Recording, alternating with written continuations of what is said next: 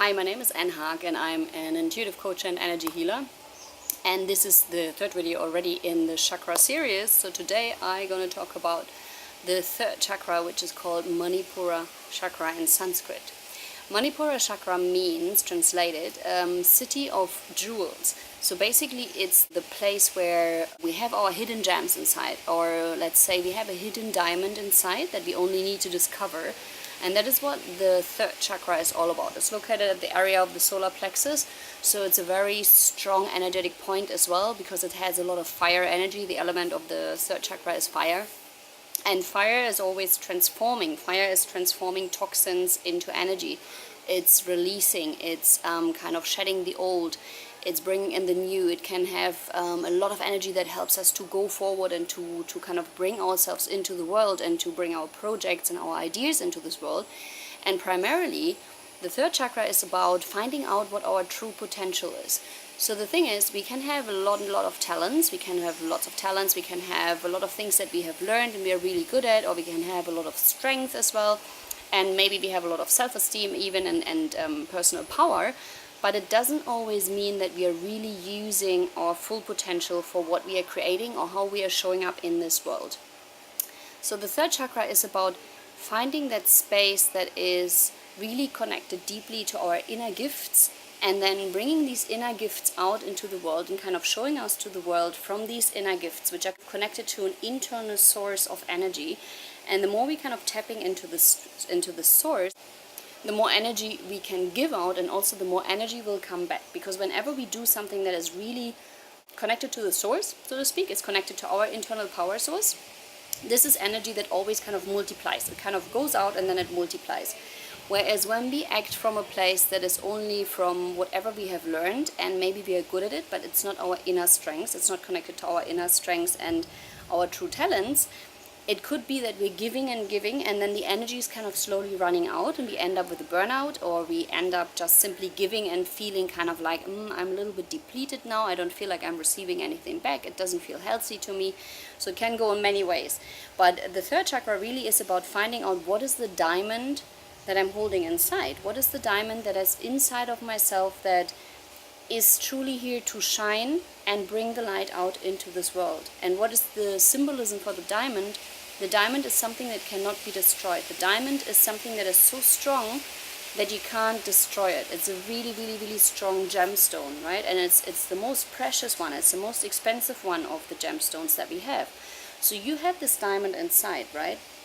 And sometimes it means that maybe you don't know yet what your greatest talent is, or maybe you don't know yet what your true potential is. You don't know yet why you're here in this world and what your position is, what your role is in this play that we have here.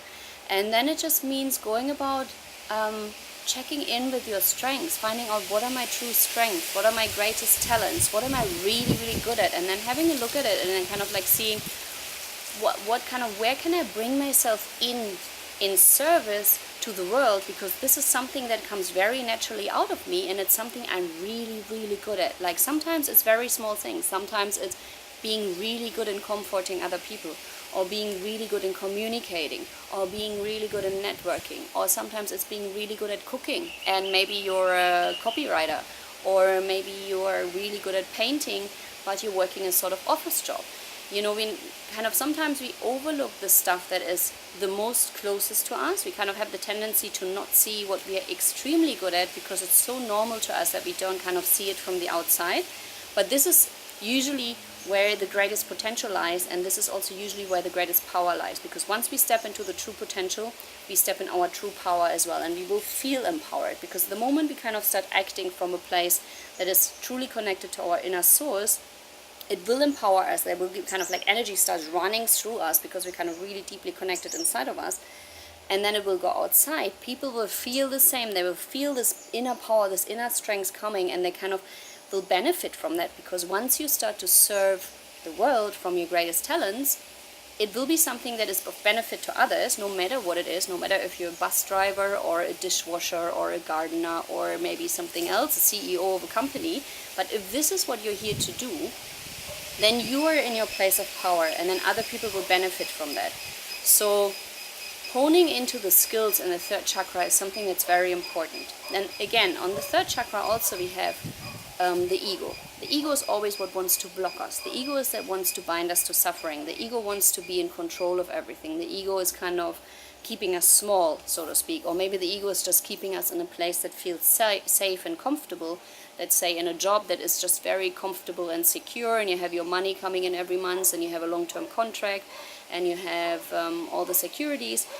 But maybe this job doesn't fit you, or maybe this job doesn't make you happy. So then the ego wants to cling to the job. But internally, maybe there's a voice that tells you this is actually not really what I'm here to do in this life. Maybe there's something else that's calling me. Maybe there's something else that wants to express itself through me.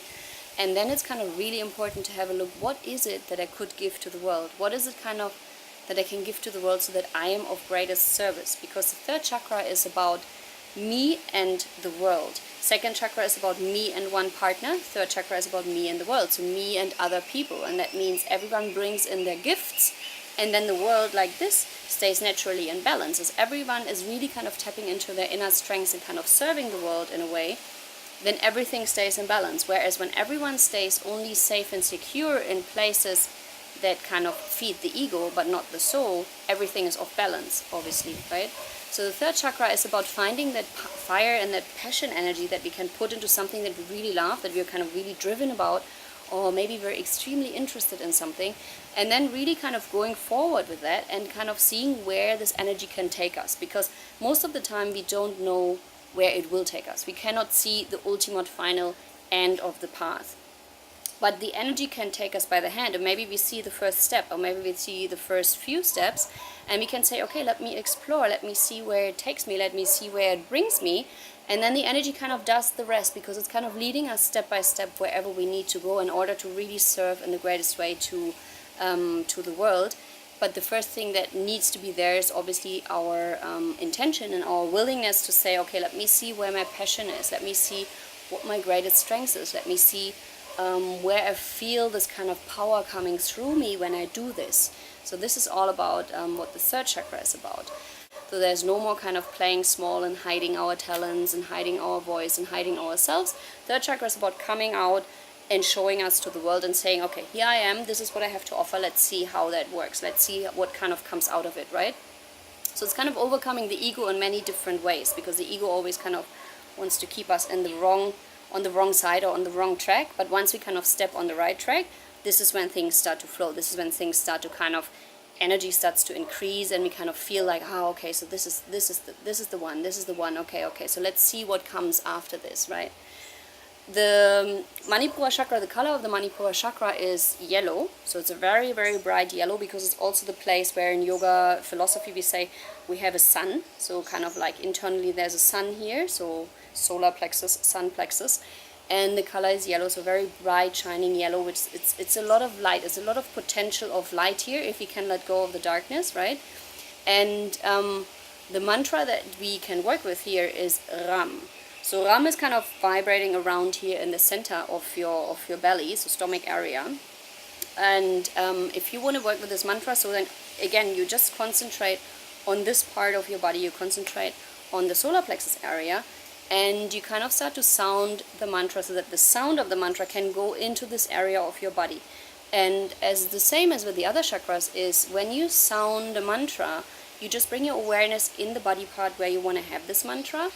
And wherever you bring your awareness, wherever you bring your attention, this is also where the energy goes. So you try to sound on the level of this part of the body, but at the same time you bring your attention here.